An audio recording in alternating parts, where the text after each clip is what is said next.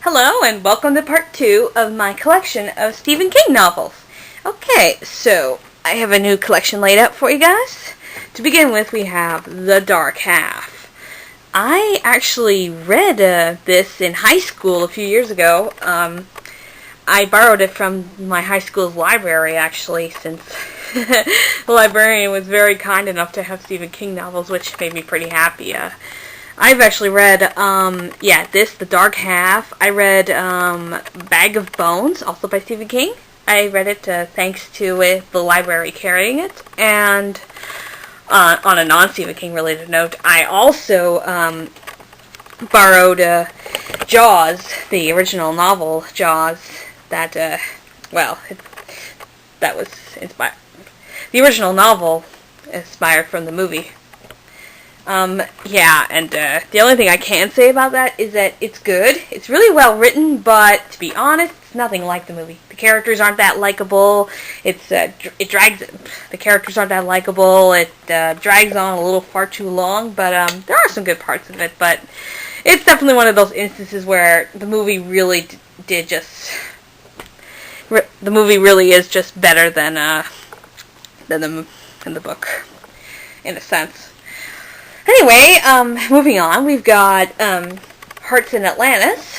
I said hardback cover earlier of it. I have paperback. Sorry, I haven't read it yet, but I gotta say the cover alone is pretty interesting and kind of is intriguing, actually. So yeah, I haven't read it yet, and I know there's a movie out of it apparently. So I'll be reading it and watching it, and we'll see what comes up with that. Okay, so that's another one. Over here is Salem's Lot, which is a vampire story for those of you who may not know. Yeah, a vampire story. Stephen King did write with vampires. And I know it's a lot better than Twilight. I haven't read it yet, but I'm very intrigued to do so, actually. So, again, I'll take a look at it. Take a read at it, I should say, and oh yeah, take a look. There are 2 bite marks on the neck of the cover art there. That's pretty clever. Very nice, and especially how it contrasts with the white and the grayness and some of the black. It's very nice. Okay, getting off topic, but yeah, this is Salem's Lot. And now we move on to some of the big, huge books that I've got. Oh boy, have we got a lot of them. Okay, so to begin with, we'll start with this one right out here. This doesn't have the jacket cover. I don't know where it is. It's just how I have it, I guess. I don't even know where I got it. I think either my mom had it or we got it from a used bookstore, I think. I don't know. But yeah, I do not get this cover. What is it supposed to be? People fighting? It's weird. There's Stephen King's signature on it. And this is... So which book do you think this is? Give up? It's The Stand. Yep, The Stand. The complete uncut edition. That's awesome. There's a cut edition? Well, either way, I've got the uncut edition, which is good. I'd like to read the full version. Yeah, this is The Stand, and this is very heavy.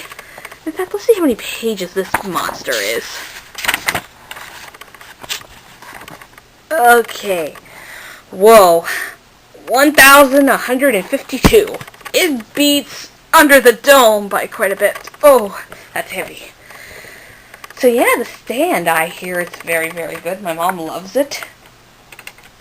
And there's a movie adaptation of it. I've only seen about, half of it, but so far it's very good. I'll have to watch it in full and then read the book, or read the book and then watch it in full. I don't know. Whichever one I choose to do first. Okay, we'll start with the other big monster books I've got. Alright, this is Needful Things. I gotta say, the cover alone has always got my attention. For years, as a child, I've always seen this book and the title, Needful Things, and I see the store here and the shadow coming out, the light in the door and the background and everything. So, yeah, this is also the last Castle Rock story, the last book to ever take place in Castle Rock, Maine, which is where quite a few of his stories took place or either mentioned. Which, yeah, and then that's funny because in Under the Dome they actually do mention Castle Rock. It's actually close to Castle Rock, but it isn't in there. But yeah, I really love the cover. Actually, I think this is a bit of a reflection of Across the Street. I don't know. I don't know. I think I'm starting to confuse myself. But yeah, I remember that as a child the cover always creeped me out, and I always really was very morbidly fascinated by it. I guess I just have a strange high when it comes to horror. I always have since I was a kid. So yeah, this is Needful Things. I also saw the movie adaptation. I honestly didn't know for some time that there was a movie adaptation. I saw it a couple months ago, and it's okay, I guess. But I don't know. I don't really have anything to say about it because I haven't read the book in a few years now, so I can't really make an opinion. And over here is Dreamcatcher. Yep, Dreamcatcher. I haven't read it. I did see the movie a few years ago, and I barely remember it that well, but, yeah, this is Dreamcatcher. I'll have to give it a read sometime. Yep.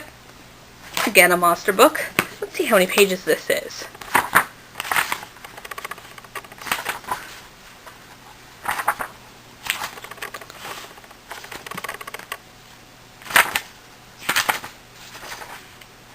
Sorry about that. Author's note. 617. Huh, that's weird. It's pretty thick. Okay, not as thick as the standard Under the Dome, but I guess that's also because it's a bit of a small print, as you can see. Hope you guys can see that. So yeah, those are my monster books. So okay, we're moving on. This is a recent release. Cell. Your number is up. I gotta say, the cover alone is pretty cool. Like the kind of older-ish cell phone on the front, and there's the cracks in it. Actually, it's one of those. Yeah, there's the entire broken cell phone and that creepy shadow. Yep, and there's the rest of the road. The cover is pretty cool. I love the fieriness in the sky and the like flames or something. This came out in 2005, I think. I totally forget. I haven't read it yet, but I really do want to. I'm really intrigued by it. Oh, also, I forgot to mention about Under the Dome. Silly me. Which I still have right there. I didn't put it away yet. This is a pocket knife, but we're not talking about that. I read somewhere on a website that they are actually planning to make a movie adaptation of Under the Dome, and quite honestly, I'm excited for it, because it sounds like it'll be a really good movie, and I'm looking forward to see what they'll do with it. I'll keep on, I'll keep on looking into that. Okay, moving on. Alright, next is, over here, Different Seasons. This is, I haven't read it yet. I haven't even heard of it, but you can see the different seasons on it. It's, there's an angry sun, an angry moon, there's a plant, and there's the... Yeah, I don't know. I do not know what this book entails. Let's see. An unjustly imprisoned convict An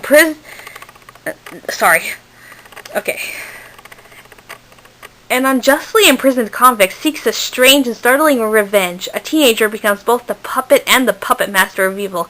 Four rambunctious young boys plunge through the facade of a small town and come face to face with life, death, and intimations of their own mortality. A disgraced woman is disgraced to triumph over death. These are your guides to the ultimate fascination as Stephen King shows us horror that lurks within us all. I don't know if that's a full story or a book of short stories. I don't know. Oh yeah, it is. Let's see. There's, Hope Springs Eternal, Summer of Corruption, Fall from Innocence, Winter's Tale, and The Afterward. Huh, interesting. Okay, also got, The Green Mile, which, as you can see, is also the cover is inspired by the DVD cover. That's, Tom Hanks, by the way. I've also got the DVD. It's actually here in my room. I could go dig it up in a minute, but yeah, The Green Mile. I hear it's really, really good. I'll have to check it out, and the movie too. Here is one of my favorite Stephen King works of all time, The Mist. Sorry. This actually is the standalone paperback edition that was released after the movie's release, which I also really liked. So yeah, this is The Mist. This is kind of pretty cool little look at it. The cover was drawn by Drew Struzan, who I'm sure you're familiar with, some of you. The Mist was actually a short story originally published in the book of short stories known as Skeleton Crew, which I really should get my hands on. But this is the standalone edition that came out thanks to the movie. The movie is also very, very good. I highly recommend it. The only thing that's different from the movie and the book is the ending, which admittedly it does work even though it's a bummer. But yeah, the book's ending is ambiguous and the movie's ending is very dark and very sad. And, sorry. Finally we have Christine. This is, one of the creepiest ones I've ever read. I've read it twice now? 2 or 3 times. I think twice. And I also saw the movie adaptation. That was also pretty okay. It was, I don't know. Kind of lost some of the horror aspects of it, but it was okay. But, so this is Christine. It's got, the car's deadly, devilish headlights on. Woo! But, Christine is also very, very good. I really enjoyed it. That about concludes my collection of Stephen King novels. My favorite author of all time. Thank you guys for watching, and I hope you guys will check these out if you're into horror or Stephen King in general. And, see you soon. Thanks again for watching.